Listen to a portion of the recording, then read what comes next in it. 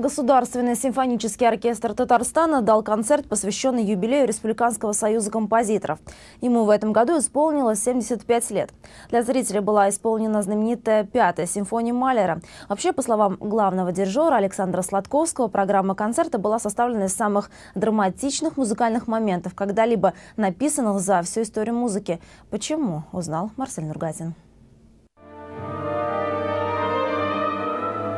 Концерт было решено посвятить памяти композиторов, ушедших от нас. Сам художественный руководитель Государственного симфонического оркестра в этот день вспомнил Шамиля Тимирбулатова, чья кончина стала для всех неожиданностью. Потрясающий человек, очень талантливый и плодотворный композитор. И мне по-человечески очень жаль, что он так рано ушел.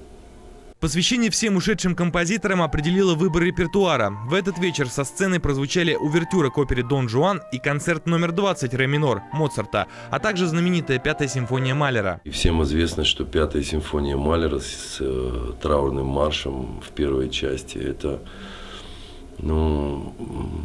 музыка, которая возвращает нас в самих себя и возвращает нас в памяти к тем людям, которые нам были дороги всегда и близки.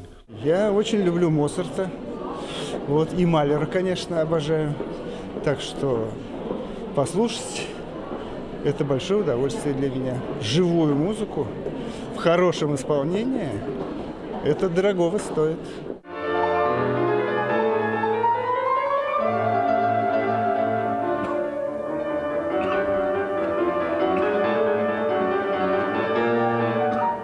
В этом году Союз композиторов Республики отмечает свое 75-летие. Государственный симфонический оркестр активно сотрудничает с организацией. По словам его художественного руководителя, большое внимание в работе коллектива уделяется развитию татарстанской композиторской школы. Марсель Нургатин, Айрат Мухамедзянов, столица.